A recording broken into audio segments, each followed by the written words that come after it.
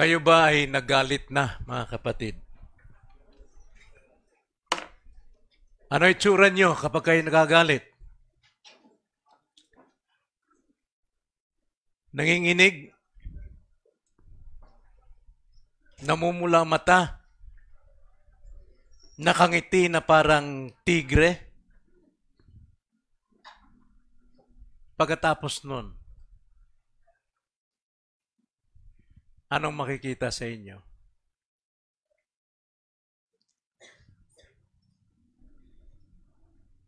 Pagka nagagalit tayo, wala sa lugar,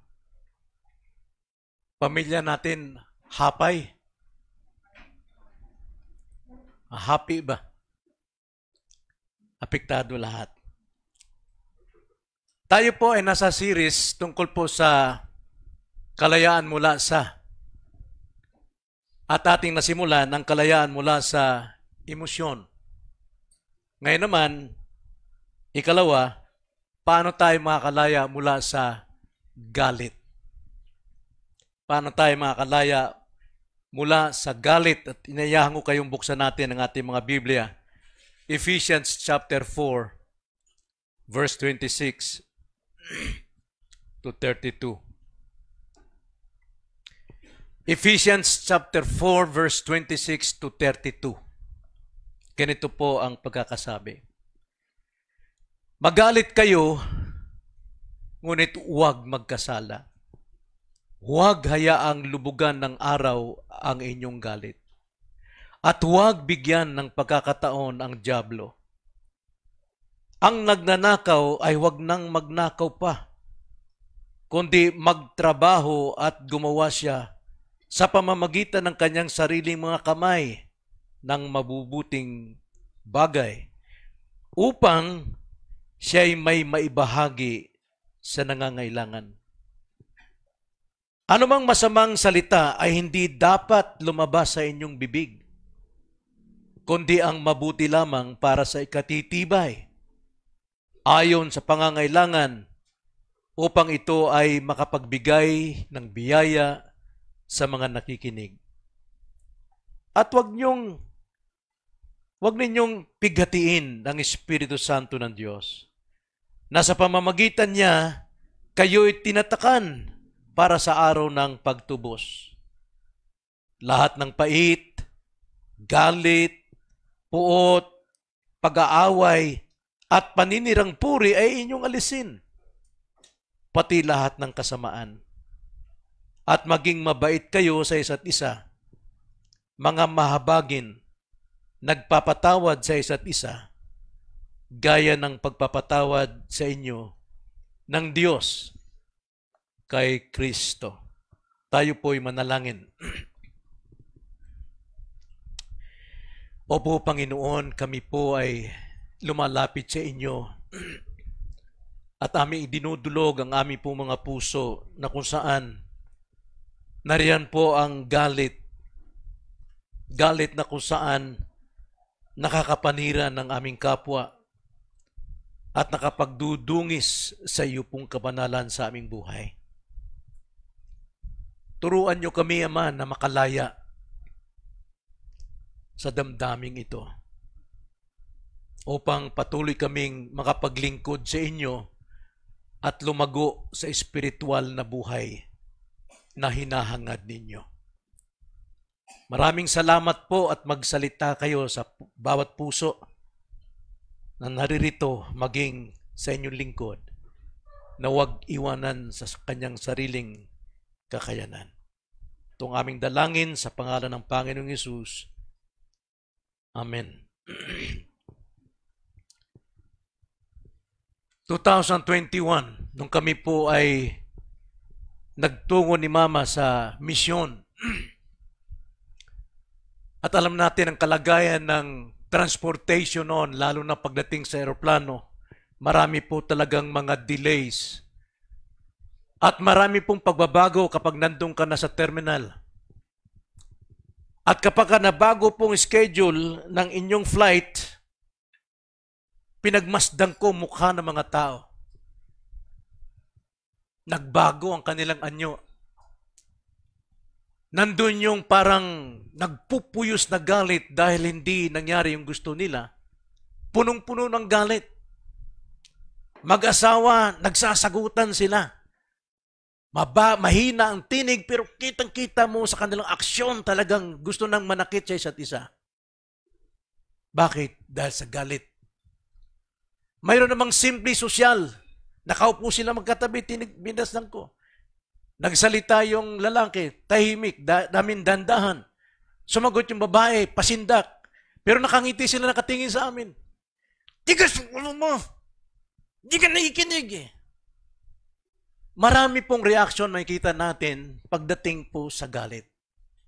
Ang galit po ay pwede nating maiwasan. Kung minsan, hindi maiwasan, pero pwede nating maiwasan huwag magkasala. Gaya ng sinabi ng Panginoon. Ang galit ay isang napakasamang armas kung hindi ito makukontrol sa buhay. Aani ka ng kahihiyan, aani ka ng maraming salita sa iyong kapwa na makapagpapadismaya sa iyo hanggang sa ikaw ay ma-depress. Kapag ito'y bumuga, maraming mapapinsala. Sabi ko nga, maraming mahapi na pamilya. Tulad ng asido na sumisira ng matigas na bakal. Kaya hindi po mabuti na mayroon tayong kim-kim na galit.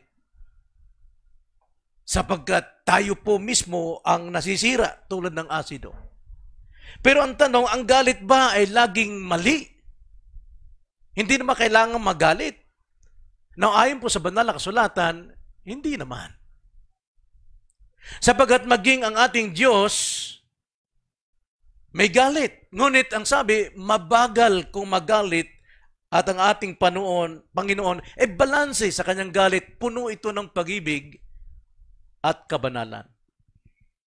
So bago natin i-justify o ikatwiran ang ating sariling galit, tignan muna natin ang mga katangian ng Diyos na nasama sa atin din sapagkat tayo ay nilikha ayon sa kanyang wangis. Isang halimbawa, Psalms 103 verse 8. Isang katangian ng Diyos, ang sabi, "The Lord is compassionate and gracious, slow to anger and abounding in loving kindness." Tanda natin yan. Yan po ay nasa atin. Ang Panginoon ay mahabagin at mapagbiyaya, hindi magagalitin at tapat na pag-ibig ay sagana. Nehemiah chapter 9, verse 17. Ganito po ang pagkakasabi sa isang kasaysayan. Nagpaliwanag dito si Nehemiah, ayaw nilang sumunod at hindi nalala ang mga kahabagan o kababalaghan na iyong ginawa sa gitna nila, kundi naging matigas ang kanilang ulo at pumili ng isang pinuno upang bumalik sa kanilang pagkabihag sa Ehipto.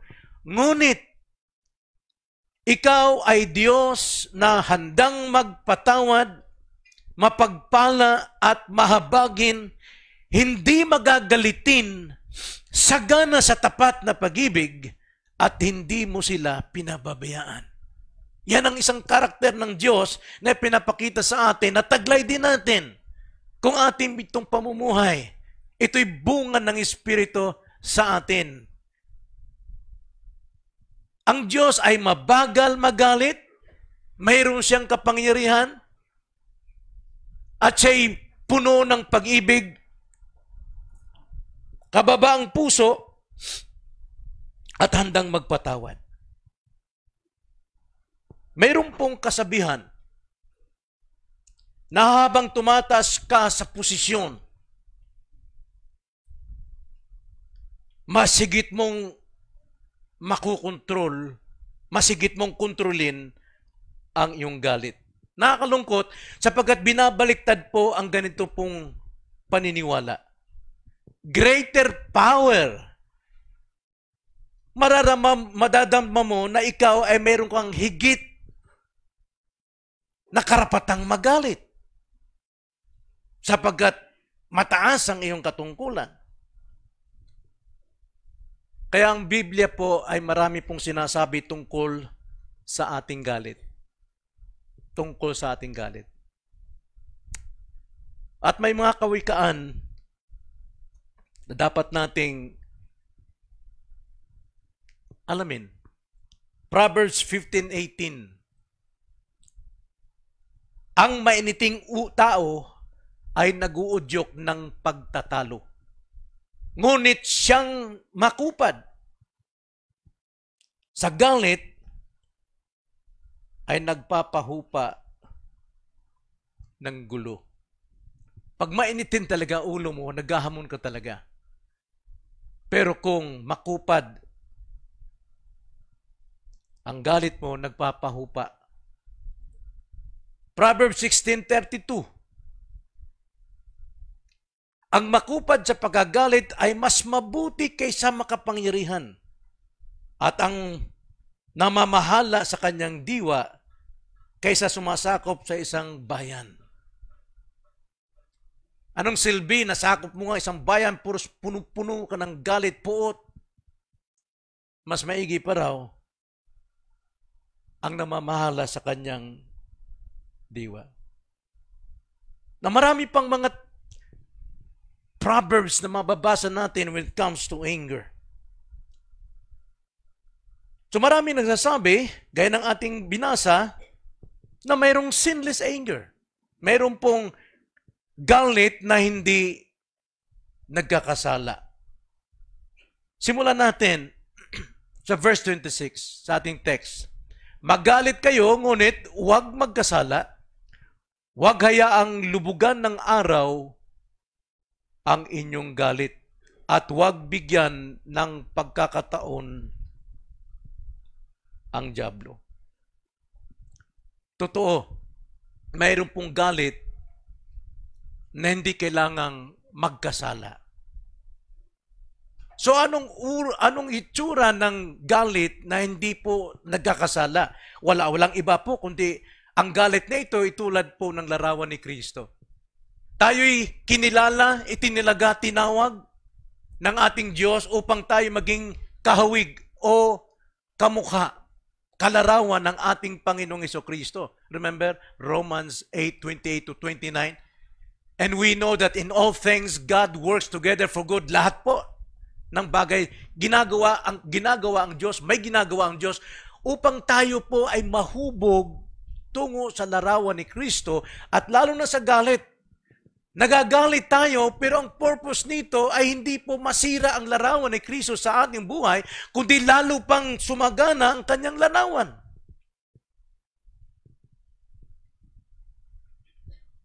Paano natin gagawin to?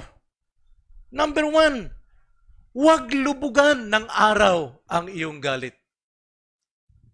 Ang sabi po sa 26, magalit kayo, ngunit huwag magkasala, huwag hayaang lubugan ng araw ang inyong galit. Kapag ang galit po natin ay nananatili sa ating puso hanggang sa ito ay tumagal at nilarawan paglubog ng araw, ibig sabihin po, mayroon pong panahon talaga na dapat mawala. Yung pong dapat makita natin na hindi tayo nagkikimkim na galit. Hindi po dapat yung galit ay nakakapangugat sa ating puso. Sapagkat kapag ito ay nagkaroon ng ugat sa ating puso at nanatili, binibigyan natin ng pagkakataon si Satanas sa ating buhay. Si Satan ngayon ang magkukontrol sa iyo. Hindi na ikaw. Ang sabi po rito, huwag ninyong bigyan ng pagkakataon ang dyablo. Na alam natin, Jesus Christ hindi po nakontrol ng dyablo, kundi ang dyablo ang kinontrol ng Panginoon. Pagdating po sa temptation, ginamit lahat ni Satan ang lahat ng paraan para ma-deceive si Jesus Christ. Pero ang sabi ni Jesus Christ, it is written, it is written, it is written. Salita ng Diyos ang pinangaharap ni Jesus Christ. At sa atin din, salita rin ng Diyos. Huwag lulubugan ng araw. Huwag panatilihin ang galit sa ating puso. Sapagkat kapag ito po'y nanatili, binibigyan natin ng pagkakataon sa Satan na kontrolin ka. Dapat mawala ang emotion na ito. Yun ang ating pinag-aralan last week. Dapat mapagtagumpayan natin ang ating emotion. Si Jesus Christ, hindi siya nagalit dahil ginawan siya ng masama. Yung ginawang masama sa kanya, nagalit siya dahil sa kasalanan laban sa katwiran ng Diyos. So anong sagot ng ating Panginoon pagdating dito, mga kapatid? 1 Peter chapter 2 verse 23, ganito po ang paliwanag ni Peter kung paano po sinagot ni Jesus Christ lahat po ng pang-alipusta sa kanya ng mga tao. Ang sabi po, nang siya'y alipustahin, hindi siya gumanti. Now, pagkayang pong galit natin ay nananatili yan within an hour, 2 hours, 1 day. Mga kapatid, ang kasunod niyan ay pagganti. But Jesus, ang sabi rito, and while being reviled, He did not revile in return. While suffering, He uttered no threats, but kept entrusting Himself to Him, to God, who judges righteously. Even Christ, the Son of God, God Himself, hindi siya nagtiwala sa kanyang sarili, kundi pinagkatiwala niyang sarili sa Diyos. Yan po yung picture para sa atin. Bagamat tayo Christian and Christ lives in our heart, huwag tayo magtiwala sa ating sariling flesh, kundi paubayan natin sa Panginoon.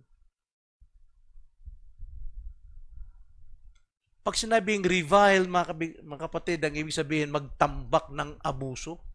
Tinatambak ka ng, inaabuso ko na. Karamihan niya sa mga amo yung mga pasaway ng mga employee. Dahil mabait yung amo, bahala na. Aabusuhin na yung kabaitan. Tinatambakan ng abuso. Pag napuno na po yung pang-aabuso, tama si Fernando po. Kapag puno na ang salop, yan ay salitang pantao. Salitang pantao po yan. Pagdating sa Diyos, hindi po ganun. Ang sabi po sa ating binasa sa 1 Peter chapter 2 verse 23, nang siya'y magdusa, hindi siya nagbanta. Hindi siya gumanti sa pag-alipusta, kundi pinagkatiwala ang kanyang sarili doon sa umahato sa Diyos. Balik tayo sa salita ng Diyos. Ano ba tinanggap ko sa salita ng Diyos? Ano bang kalooban ng Diyos sa akin pagdating sa damdaming ito? Sapagkat pag tayo po ay nagsalita ng kaunti, alam natin we're controlled by Satan already. Kasi pinahabayaan natin na makapaglublob si Satan sa ating pong sarili. Ang sabi nga ni Aristotle, and I quote sa Tagalog, ang taong nagagalit sa tamang dahilan, laban sa tamang tao, sa tamang paraan at tamang sandali, sa tamang tagal, karapat-dapat sa papuri. Ibig sabihin, ang taong nagagalit with self-control ay talagang kapuri-puri.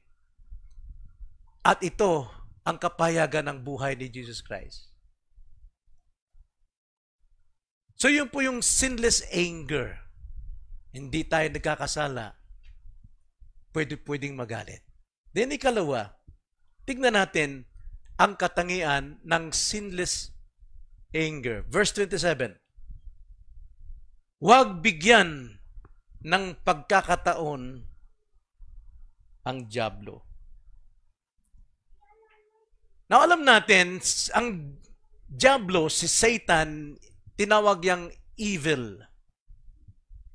At iba pang marami pa, sapagkat siya'y deceiver, destroyer, liar, lahat po ng katangian ni Satan. Kaya ang sabi, huwag bigyang pagkakataon si Satanas. Meaning to say, ang isang sinless anger po ay mapagbigay. Si Satan po ay sakim. Sakim si Satan. Napansinin ninyo, bakit ang kasunod dito sa verse 28 ay tungkol sa pagnanakaw? Parang walang kaugnayan. Huwag ninyong bigyan ng pagkakataon ng dyablo. Ang nagnanakaw ay huwag nang magnakaw pa, kundi magtrabaho at gumawa siya sa pamamagitan ng kanyang sariling mga kamay na mabuting bagay upang siya'y may bahagi sa nangangaral.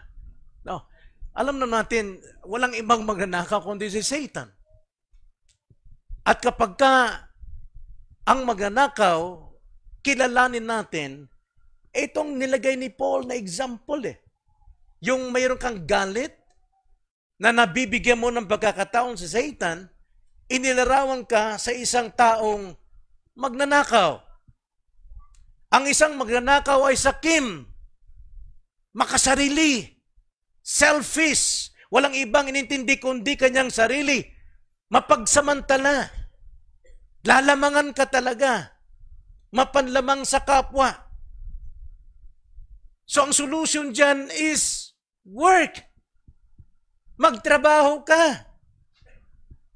Bakit po? Sapagkat sa pagtatrabaho ay hindi ka na mag-iisip magnakaw, hindi ka na mag-iisip manamantala sa iba, at mayroon kang may tutusto sa iyong sarili, hindi ka nagiging sakim, at the same time, nagiging mapagbiyaya ka sa iba. So ang sinless anger po, mga kapatid, ay puno po ng biyaya. Dapat napupuno ng biyaya, hindi para makapanakit sa iba, hindi para mapanlamang sa iba, kundi i-build up mo ang kanyang sarili, makatulong sa iba. Ang sinful anger, laging nakaugat sa selfishness. Pagka makasarili, sarili lang inintindi. Magtatrabaho man siya, pero kailangan may sukli. May gagawa man sa kinakailangan, may reward. Yan po'y makasarili. Ya'y bunga po ng lihim na galit. Kaya tayo may galit dahil we are so proud of ourselves. Masyado tayong mapagmataas. Kinakailangan sinasanto. Niluluhuran mo lahat ng ginagawa ko. Dahil kung wala ako, walang mangyayari sa inyo.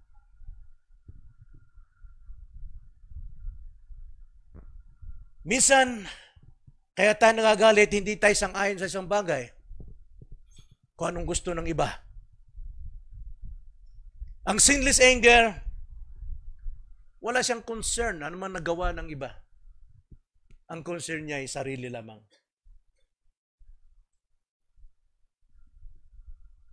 So, sinless anger, ang unang-unang katangian ay talagang ito ay giver or mapagbigay. Then ikalawa, sinless anger, hindi nag-aalaga po ng hinanakit, walang apoy na nanatili sa puso. Madalas pong magamit yung pag nagsiga ka, gusto mong patayin, lalo sa camping, tatabunan mo mga sariwan damo. Tatabunan mo sariwan damo para mamatay siya. Kinabukasan may darating na ibang campers naman, kukuy-kuyin lang yun. Muli mag-aapoy. Bakit? Isariwa yung sa ibabaw Ganon din ang galit, tatakpan mo ng magagandang bagay, magandang salita, magandang ugali. Pero konting kamali, siklab agad yan. Bakit? Nananatili yung apoy. Mayroong hinanakit. Papansin nyo ba? Mga kaibigan natin, tagal natin kasama, Mabiro mo konti, pang! Ungkatin na lahat yung nakaraan. Susumbatan ka na. Why? Nakatago yung kasalanan. Hindi yung sinless. Ganyan ang nag-aalaga ng kasalanan, madaling sumiklab. Sabi nga sa 26, magalit kayo, ngunit huwag magkasala. Huwag hayaang lubugan ng araw ang inyong galit. Huwag takpan ng mga sariwa papakita. Itulad lang yan sa isang dragon na natutulog. Nakikita niyo may cartoons, may palabas, mahilig ako sa cartoons na palabas na nag-aaway mga bata sa ibabaw ng bato. Pero may biyak na bato, biglang gumising mata. Yeah? Dragon pala yung kinatatayuan na nasanguso sila ng dragon. Ganun po ang kasalanan amin ng galit. Pagka nakantiyan,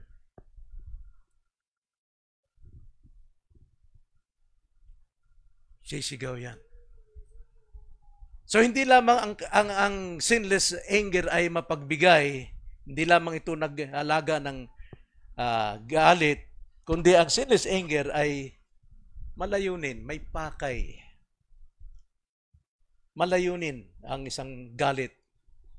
Sapagkat kung ang galit na walang layunin, hindi ito pagre-rebuke. Tulad sa atin, pag nag-rebuke tayo ng mali ng ating kapatid, mayroon tayong purpose palagi.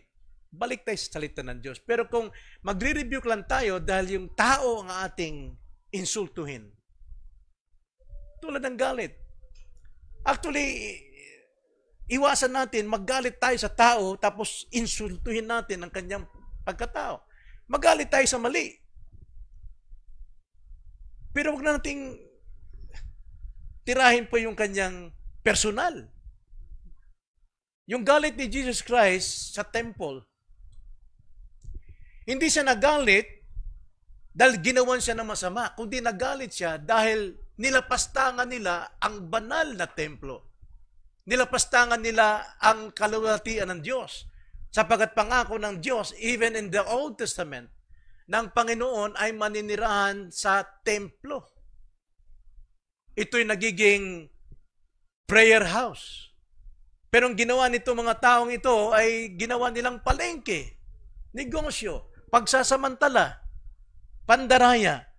Kaya nagalit ang Panginoon. Matuwid ang galit ng Panginoon. Mayroong pakay ang galit na yun. At yun ang dapat din makita sa atin. So yun po yung pangalawa. Yung una, nakita natin ang sinless anger. Kalawa, nakita natin ang characteristics ng isang sinless anger. Then thirdly, mga warnings. Warning against anger. Verse 29 to 32. Basahin natin muli. Anumang masamang salita hindi dapat lumabas sa inyong bibig, kundi ang mabuti lamang para sa ikatitibay, ayon sa pangangailangan, upang ito ay makapagbigay ng biyaya sa mga nakikinig. At huwag ninyong pigatiin ang Espiritu Santo ng Diyos, na sa pamagitan niya kayo'y tinatakan para sa araw ng pagtubos. Lahat ng pait, galit, puot, pag-aaway, paninirang puri ay inyong alisin, pati lahat ng kasamaan. At maging mabait kayo sa isa't isa, mga mahabagin, mapagpatawad sa isa't isa, gaya ng pagpapatawad sa inyo ng Diyos kay Kristo. Napakabigat nun, yung kay Kristo. So tingnan natin ang mga babala tungkol sa galit. Dito po, inilantad ng Panginoon sa pamamagitan ni Pablo ang anyo ng galit sa puso ng tao. At susugan pa natin na ng talata na kung saan inilalantad talaga ng Diyos ang kasamaan ng galit na nasa atin. At ito'y nasa banal na kasulatan, pero sa unang panahon, sa bagong paglikha pa lamang, bagong pamilya, makikita natin ng pinagmasdan ng Diyos ang pagsamba ni Abel at ni Cain. Si Abel tinanggap yung kanyang pagsamba dahil ayon sa salita ng Panginoon, ayon sa pananampalataya. Bagamat itong kay Abel ay ayon din sa kalooban ng Panginoon, bunga. Hinihingi talaga ang bunga ng kanilang pananim, pero hindi ayon sa pananampalataya, kundi ayon sa kanyang makasariling pride, yung pride ni Cain. Kaya, nung kalugdan ng Diyos, ang pananampalataya o pagsamba ni Abel, si Cain, tinamaan yung pride niya. Nagkaroon siya ng galit. Nabasahin natin Genesis chapter 4 verse 6 to 7. Ganito ang pagkakasabi. Ngayon, nagalit na si Cain at kinausap siya ng Diyos. Ang sarap nun, marinig mong tinig ng Diyos, ano? Ngayon hindi, marinig mong tinig ng pastor. Ang sabi, sinabi ng Panginoon kay Cain, bakit ka nagagalit? Nakita ng Panginoon yung galit. Bakit ka nagagalit? At hindi lang yon. At bakit ka nagngingit-ngit? At yun nakikita sa iyong mukha. Nakita ng Diyos yung puso, nakita yung mukha. Kaya ang galit talaga, sama talaga ng mukha. Kahit anong tago mo, lalabas talaga sa iyong mukha. Then verse 7, kung ikaw ay gumawa ng mabuti, hindi ka ba tatanggapin? Ibig sabihin, from the very start, itong pagsamba ni Cain ay hindi na bunga ng kanyang pusong mabait. Mayroon siyang kinikimkim kay Abel. Bakit po? Pinatay niya si Abel pagkatapos eh. So the same with us. Sasamba tayo rito pero may kimkim tayo sa isa't isang naririto.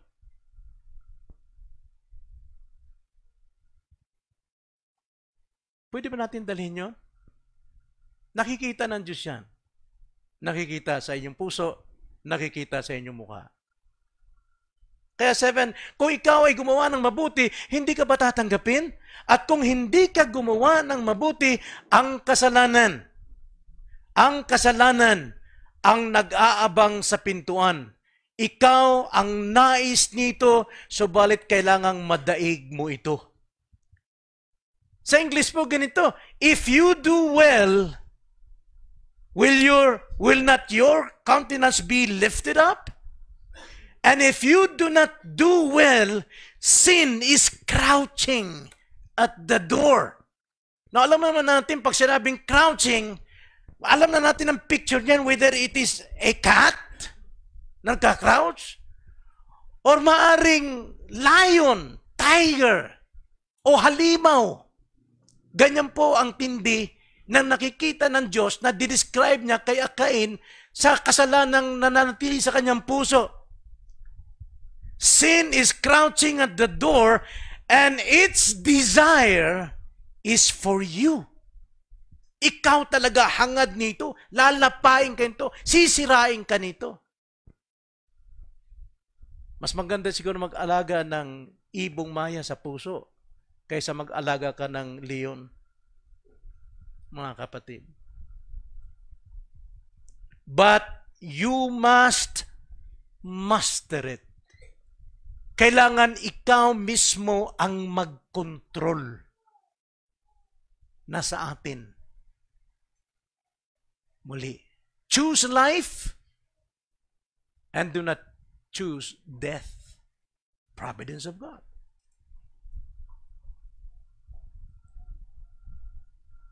Kadalasan, ang kasalanan ay pinagaganda natin sa panlabas. Sa panlabas natin pakikitungo sa ating kapatid, okay lang. Sasabihin mo mas mabuti na ito, pastor, kaysa namang lapitan ko siya, magkasuwag-suwag namin, sungag-sungag namin to.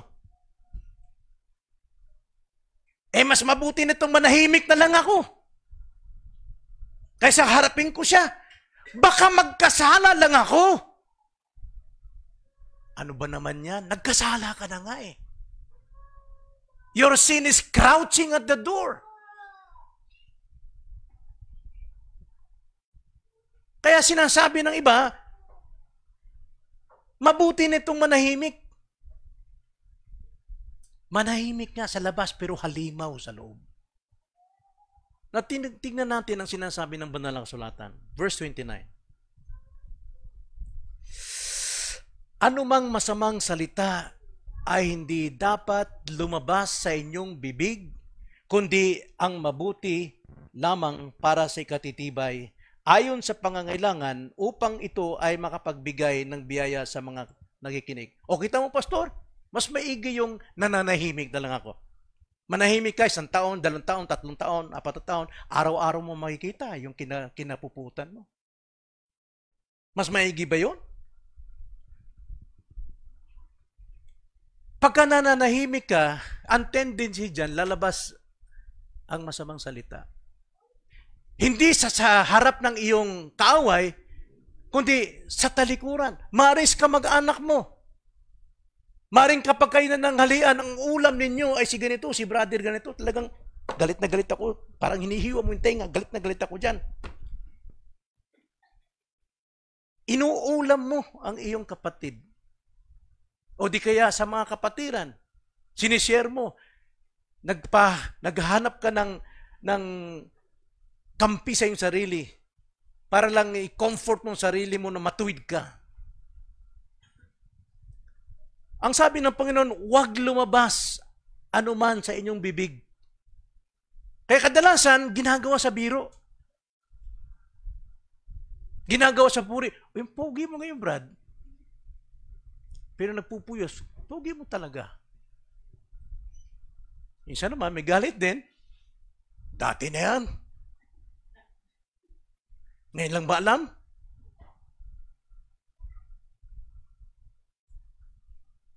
O di kaya pupurihin ng labis para insultuhin. Pero ang pinakamabigat na kasalanan tungkol sa galit sa puso ay ang pananahimik. Hindi kumikibo, dinadala, kinikimkim. Mapagkunwari sa labas.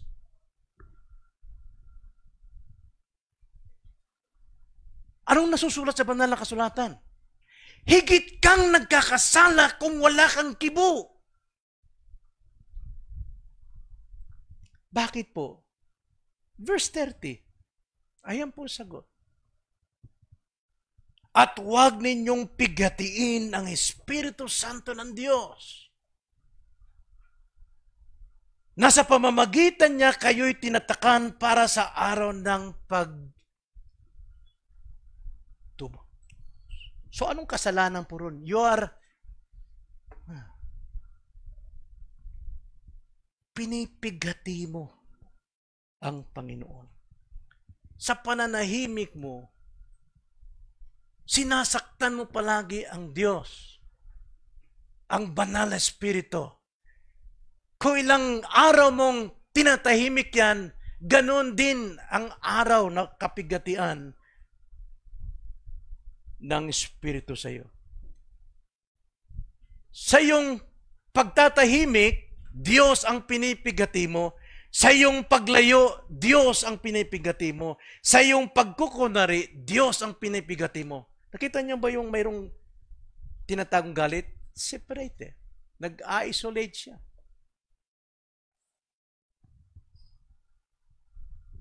Lahat ng mga ito ay napakamali. Napakamali. Sabi nga, kung mali ito, anong dapat nating gawin? Para hindi ako magmukhang plastic, hindi ako mapagkunwari. Para hindi ako makapagbitaw ng galit ko sa loob na matagal na. Anong dapat kong gawin? Ano ba sinasabi ng banal na kasulatan? Napakalinaw naman dyan sa ating teksto. Verse 31. Ang sabi po sa verse 31, lahat ng pait, galit, poot, pag-aaway at panirang puri ay inyong alisin. Hindi mo maalis yan sa iyong sarili. pati lahat ng kasamaan ay inyong alisin. Now, ano lang ang makapag-alis ng ating galit? Love. Pag-ibig ni Kristo. Romans 5:5. Nung tayo po ay maligtas, ibinuhos ng Diyos ang kanyang pag-ibig sa ating puso. 1 Peter chapter 4 verse 8, love covers all sin. Pag-ibig po ng Diyos na nasa atin, ang ating pong ipadama sa ating kapwa, even to our enemies. We cannot love our enemies. Can you? We hate them. Pero iba na tayo ngayon eh. Christian tayo. Kristiyano tayo. Puso ni Kristo nasa puso natin. At ang ating pairal ay hindi puot, kundi pag-ibig sa Diyos. So paano natin may papayag ating pag-ibig? Paano? Number one is reconciliation. Makipagkasundo. Ganyan po ang pag-ibig ng Panginoon. Ipinagkasundo tayo. Diyos at tao may kapuutan. Separated tayo. But sa ating Panginoong Jesucristo, siyang nag-reconcile sa atin. Kaya ang pag-ibig ni Kristo na sa atin, ang siya ring mag-reconcile sa ating kapwa. Matthew chapter 5, verse 23.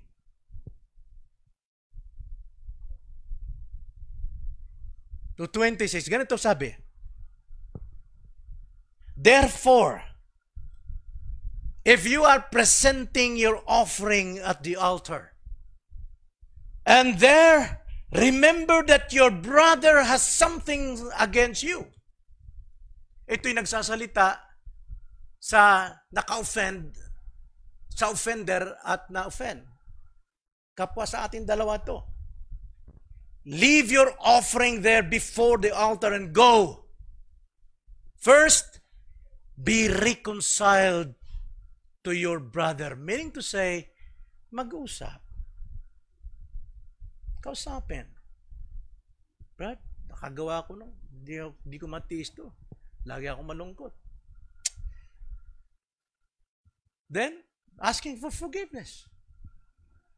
Be reconciled to your brother and then come and present your offering. After that, di malaya tayong sasamba. Kung mayroon ng reconciliation.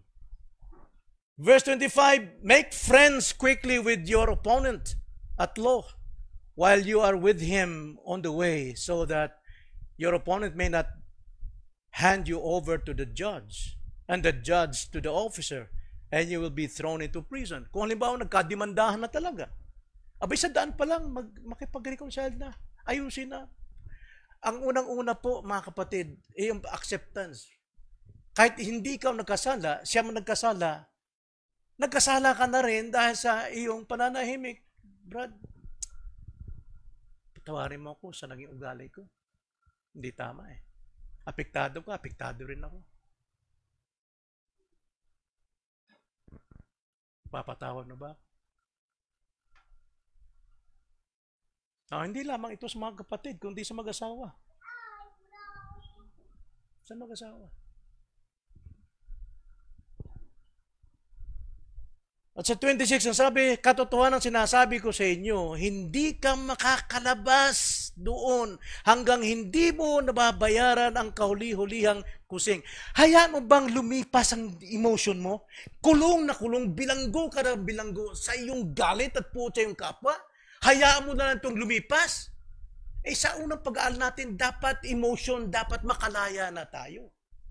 Pero mo, tagal mo tumanda ka na lang, naglalaylayan na ng pisngi mo sa katiis ng galit na sa puso mo.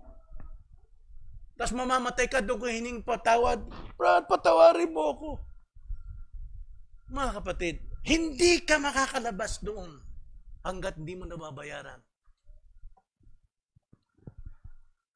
So bakit ka magpapakahirap? Then once kapag nagkasundo, nagkausap kayo, Apply natin ang 1 John 1:9. Kung ipapayag mo, aminin mo ang iyong mga kasalanan, sa Kanya, ang Diyos ay banal at matuwid na ikaw'y patatawaran.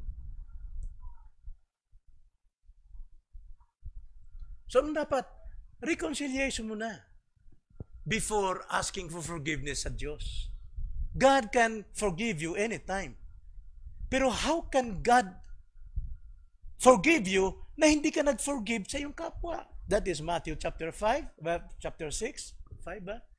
6, verse 19, ang sabi, kung hindi mo mapatawad ang iyong kapwa, paano ka patawarin ng Diyos?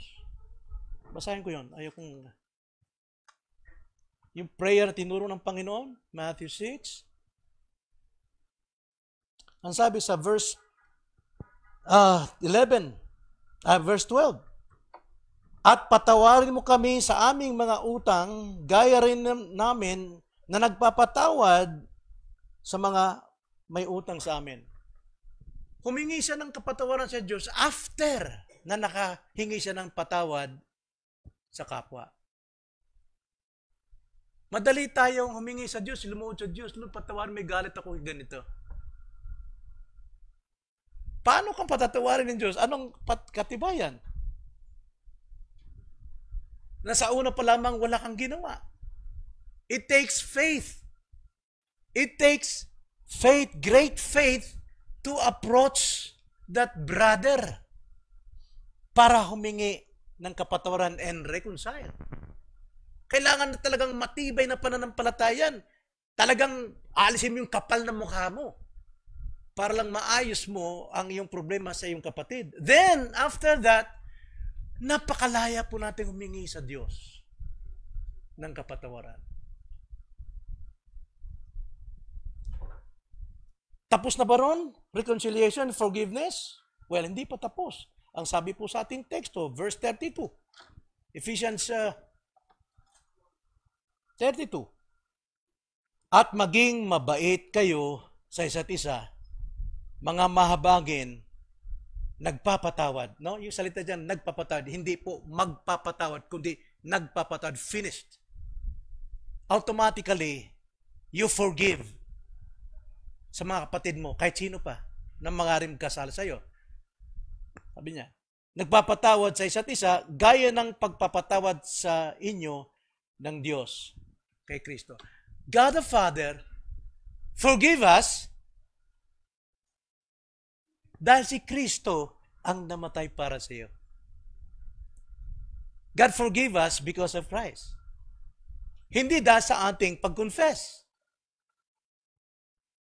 kundi dahil ipinamuhay natin ang ating faith kay Christ. Kaya kung pinamumuhay natin, go to your brother.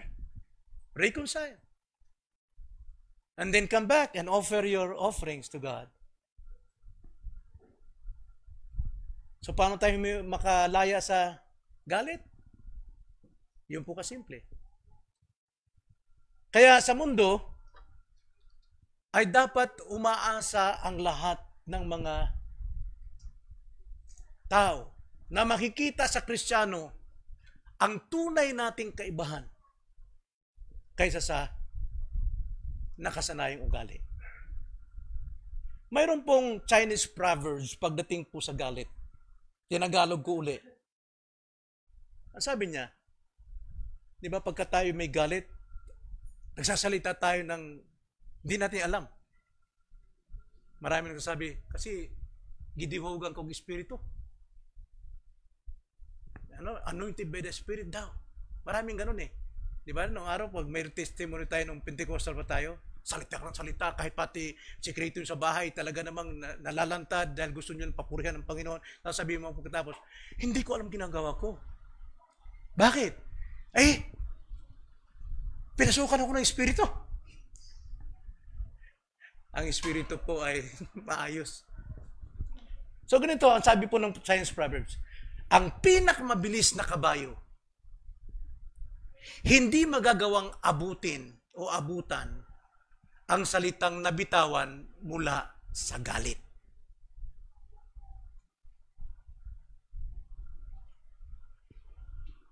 Kaya kung tayo po'y mayroong galit, marami tayong nasaktan.